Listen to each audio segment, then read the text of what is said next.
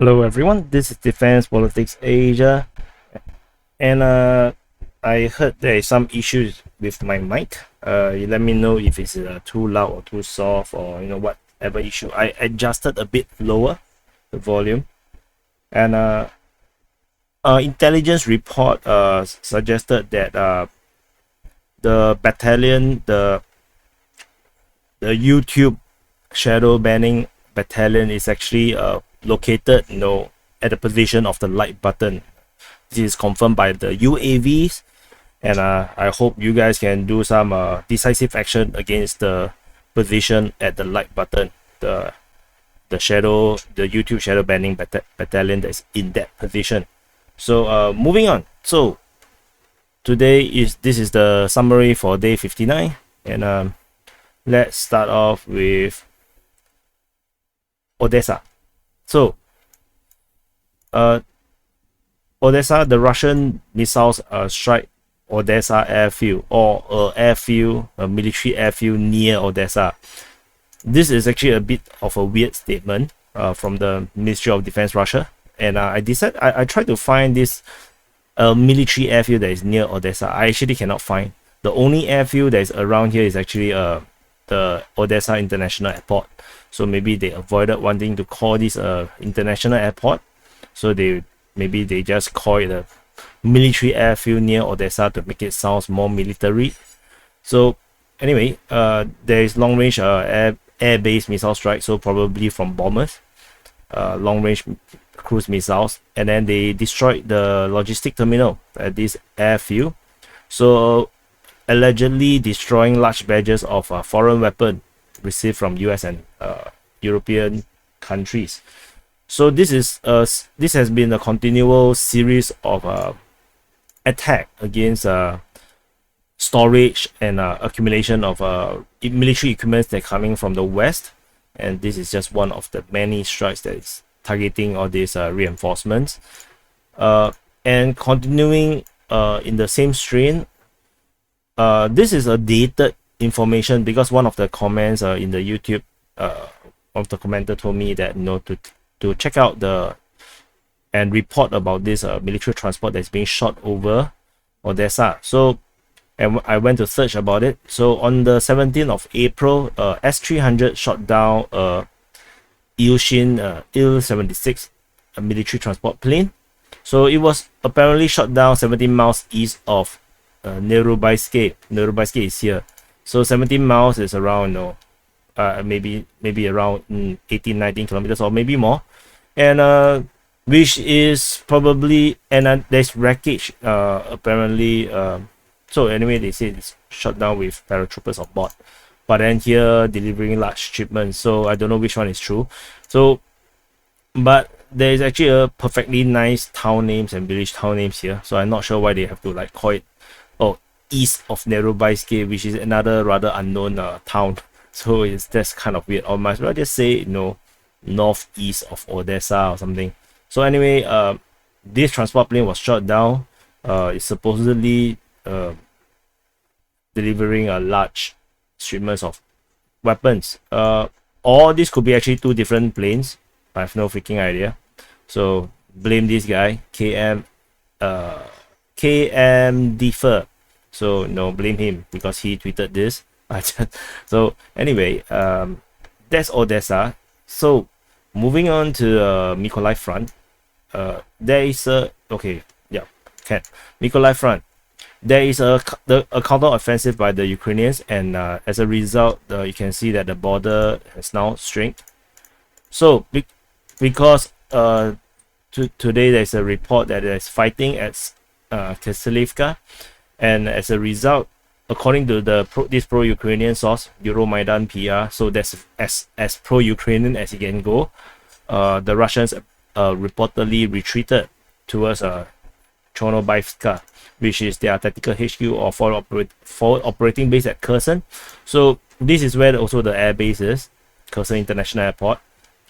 So they have reportedly retreat down because they are unable to hold it. So this means that the Ukrainians have successfully pushed out of Posad Porovsky, and this corroborated the fighting at that scale, which means that the entire front line have shrinked. There is still no confirmation about the situation at Alexandrivka. No one know what is happening there and who is actually controlling the town. Actually, no information on that yet. There is also report of a reinforcement at Oleshki, the Russian reinforcement. According to the same tweet, they say there's reinforcement at Velika Lepetike. I have no idea how to pronounce this. And this is a bit weird because Velika Lepetike is somewhere. Oh wait, I cannot find it. Velika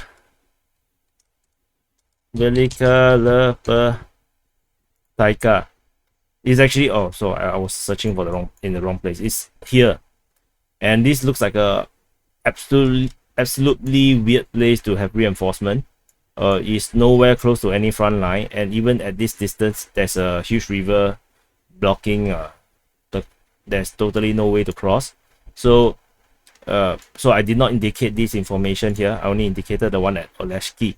So this is the only one that I find is meaningful, because this is really far away from anywhere else, unless the force here is to do consolidation.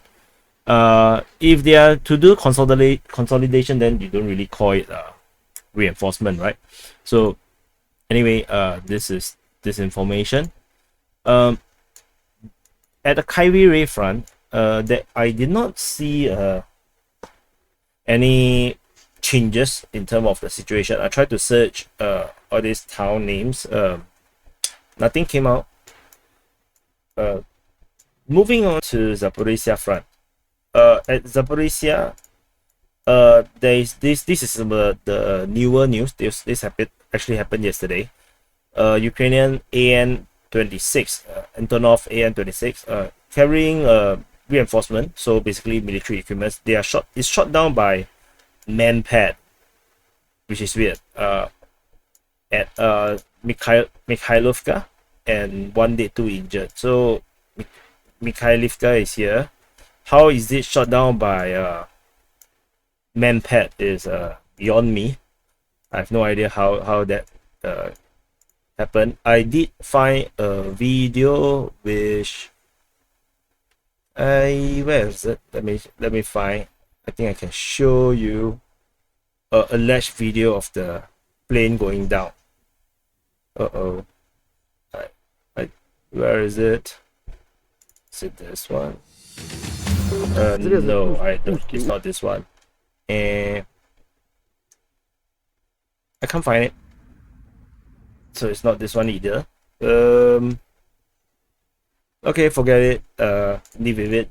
I can't find. I think maybe that's not the right video or something. So anyway, so this happened. So this is a continuation of what I already mentioned in Odessa, the striking of foreign military aid, and just to add on, Russian analysts have been saying that the increase in caliber of military aid, like now they are talking about self-propelled howitzers, heavy artilleries. Even US is wanting to send over multiple launch rocket system. So the Russian analysts, the pro-Russian analysts, are talking about the Russians should really hit all the bridges and make it literally impossible for them to be transported to the front. So this happened as well. So just want to share with you. So in terms of the Zaporizhzhia Front here, there is reported fighting at Zelimpo. So according to the tweet, they say the Russian unit met strong resistance in Zelimpo, Temirivka, and Malinivka. So Malinivka is actually this position. So perhaps there is still fighting around here. So maybe I should also add this. Fighting reported at Balakliya. So let's make this blue, since this is a rock captured position. So let's copy this over. Yeah. So let's make this a bit more accurate. So there's no news regarding Stepov and Perayune. So this is the main one. So somehow these two places is got engaged. But this could also be just a bombardment, and there's actually no ground attack. There's no news on Novopil and Novodarivka, so not sure if this is taken by the Russians. So I redrew this to make this a consistent defense of from Velika Novosilka, and so that visually it makes a little more sense. No news regarding all the progress around here. So there is no news from Mariupol. If you want to, so now we are in the Donetsk Front. Mariupol is actually part of Donetsk, and if the only thing that's happening is that life is going back to normal, and there all the exits and entrances is now being blocked. In terms of the front line, it seems like this area is gone, because it's unlikely that the Ukrainians are able to continue to stay in this position. The talk is mostly about Azovstal, but this area is supposedly still not taken, but I haven't seen any fighting or any information about this area as well. So I will continue to keep track, but currently there's not much information as the Russians take their attention away from Mariupol now and moving on to other fronts. So I will check it out, but so far images coming out from Mariupol is mostly happy ones. Unless you are watching the Ukrainian ones, then it's quite sad, because there is some footages coming out from the Azovstal. There's indeed some civilians being shown in the videos, and then there's also casualties from the Ukrainian military. They are injured soldiers with badly wounded legs and stuff, and then they are just lying there and waiting to die. So yeah. So they could have just surrendered. There's really literally no point of them holding on, in my opinion. But of course, unless they are the extremists, then and then of course, what awaits them may not be that nice. Coming to the Donetsk Front, there is no changes and no news. There is some rumors of the Russian giving up on Avdiivka and stopping the attack, but I can't confirm that information. I just saw one tweet talking about that. Moving on north, no changes whatsoever. I cannot see any changes. Sometimes I'm really not sure what's actually happening. If the Russians and the Donetsk or Luhansk People's Republic is actually fighting, or actually moving forward or pushing, or they're just holding a position. Because the lack of progress just feels like they are just holding a position. They are doing artillery duels, and that's about it. Doesn't seem very interested to actually push. So it's very similar to earlier in the war when I talked about the Eastern Front. It seems like they are not interested. Just like in the Northern Front previously, they doesn't seem interested to take the cities of Chernihiv, Kiev, or Sumy. Now they seems like they are not very interested in pushing forward the front, because of the lack of progress and lack of even propaganda about their push. So that's that. I have put another pokey point into Rubizny again, to more or less Rubizny, because the Ukrainian operational information, which is published today, 6 a.m. By the Ukrainians, they say that there are battles in Rubizny. So they also reported Zaporizhzhia as well as Popasna. So these are Zaporizhzhia and Popasna is probably corroborating what we have already. Zaporizhzhia is here. Zaporizhzhia is this one. Popasna is here. No news on Popasna though. So still heavy fighting. So these are heavy fighting areas. So not sure what is the situation in Rubizny actually. So I just leave it here, because this is the likely place that they are still fighting and trying to hold on. So it's not looking good to the in terms of how the Russians always say they captured Rubizny, and then 1 week later we are still fighting there. So that's not nice. So which also kind of corroborates what I always say: do not trust 100% all the things that we hear. The Russians can also lie in their reports, or at least misrepresent what they're saying.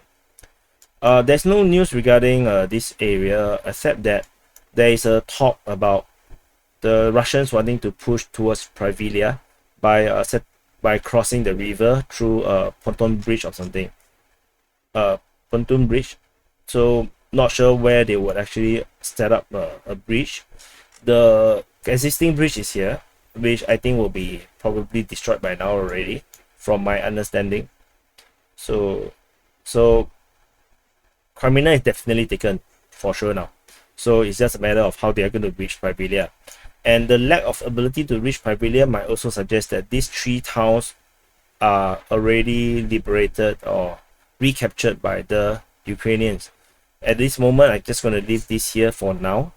But the lack of push towards Privilia might suggest that, and the lack of encirclement for Privilia might suggest these 3 towns is actually back in Ukrainian control. Moving on to the Izyum Front. This is actually the easternmost part of the Izyum Front. There's no news on Dibrova. There's suggestion that there's fighting near Yampil. So according to this tweet, appears they are outside Yampil and Liman, but this might just be analysis. There is a video coming out with unspecified location of fighting in the area between Crimea and Yampil. So it's along one road. They're shooting a video from far away.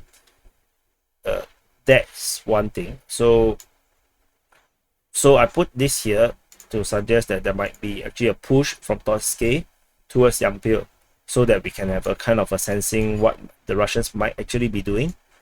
There's no breakthrough at Zaporizhzhia and Liman, so that remains the same. This entire news of the fighting at Zaporizhzhia has kind of died away. So no news regarding this part.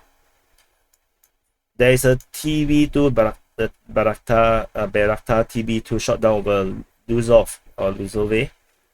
So there goes another one. But this could be the reinforcement that I have reported a few summaries ago, where there's a delivery of TB2 from Turkey.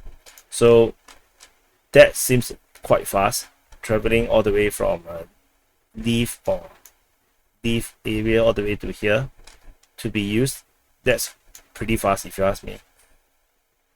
There's okay, so moving on to the southern of Izyum. The front lines, there's no change to the front line. There's no progress from the Russian side.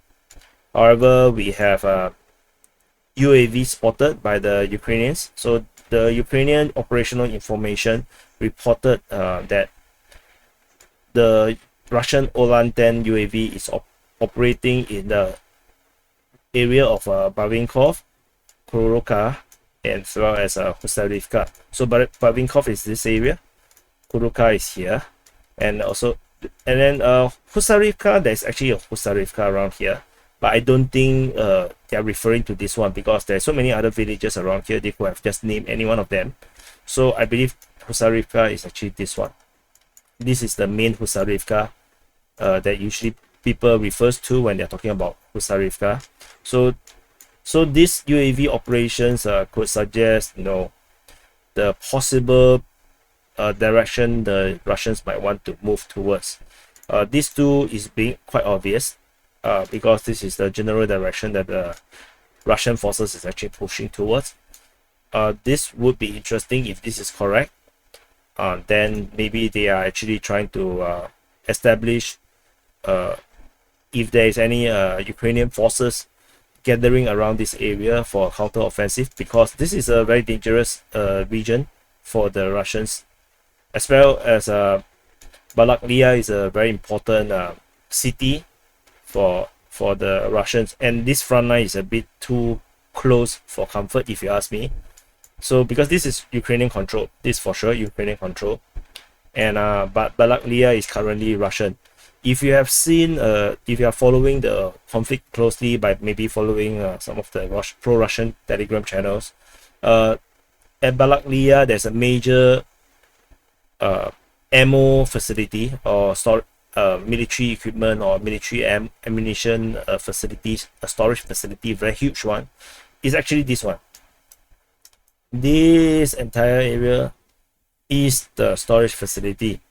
So I believe most of it is underground. So it's a massive one. The Russians have penetrated and reported on this.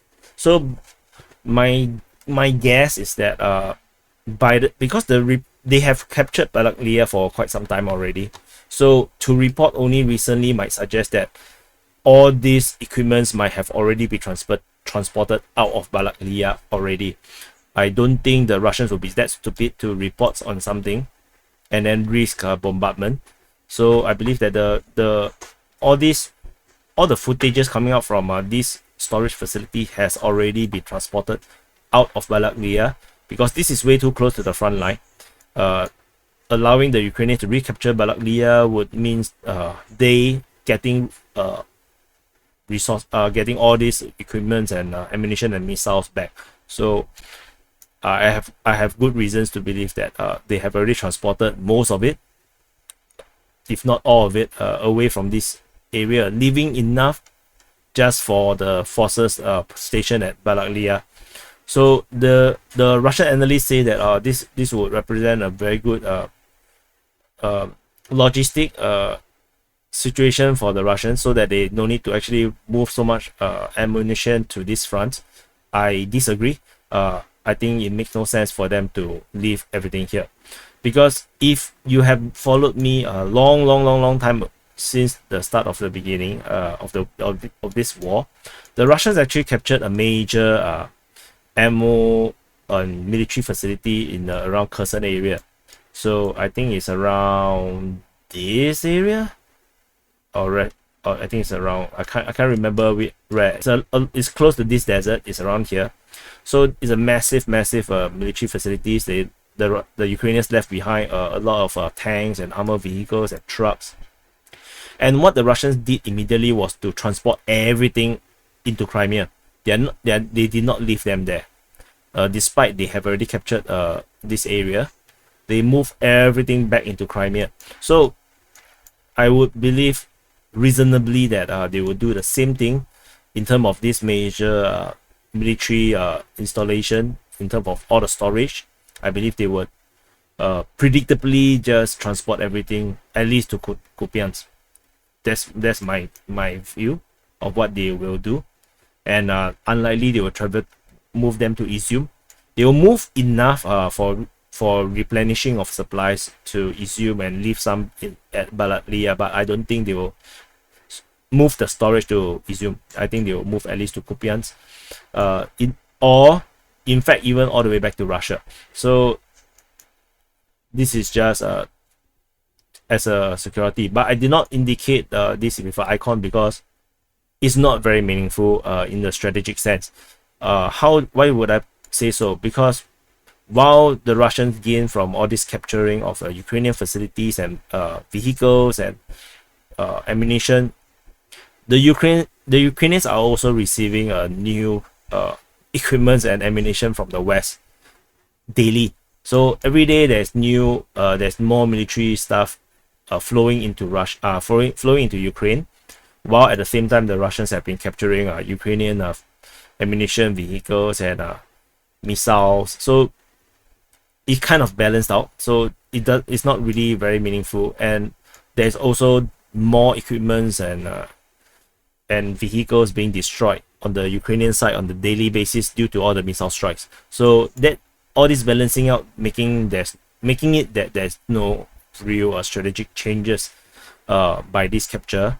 It does deprive the Ukrainians of a lot of ammunition and missiles, but in the grand scale of things, I don't think it makes that much difference.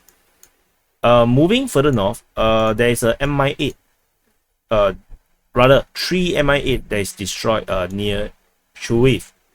So this is, however, seems to be destroyed while they are on the ground, because this is reported by the Russian Defense Ministry that there is the missiles and artillery troops that is striking these helicopters. So it could be a case where they are actually at the air base, parking at the air base, and then they got actually hit by artillery or missiles, and then the helicopters are destroyed on the ground. This is rather expensive, if you ask me, for the Ukrainian side, as their air force is rather limited as compared to the Russians. So any single aircraft loss is tremendously expensive strategically for the Ukrainians. Especially transport helicopters are very useful for the Ukrainians, much more useful than fighter jets, if you ask me. So this is a major loss. 3 helicopters is actually a lot. So moving on to Kharkiv, there is no changes to this area. Okay, I need to come back to Kryvyi. There is reported artillery strike on Stara Henilisia, as well as Koroboshkine or Boroboshkine. So I don't know how to pronounce this. I'm so lazy to go to Google Translate to check it out how to pronounce this. But anyway, these 2 locations is bombarded, and some pro-Ukrainian analysts say that these are actually Ukrainian positions, or they are newly captured Ukrainian positions. So I have no idea. So at this moment, this is in no man's land. I have no idea where this is supposed to be, and this is according to the pro-Ukrainians, this is actually Ukrainian. For my tracking, it had always been Russian. So I'm just going to leave this here, since it's not going to make very much difference. So this is the situation. Is there anything else? Okay, this is yesterday's report. Let me delete this too. So this is the summary for the day of 59, 23rd of April, which is what happened yesterday. So remember, the YouTube shadow banning battalion is at the position of the like button. This is absolutely confirmed military intel by our UAV. So please do something about it. Use decisive force to destroy the enemy at that position, at the like button. So, and if you have not subscribed, please subscribe, and I will see you in the next update.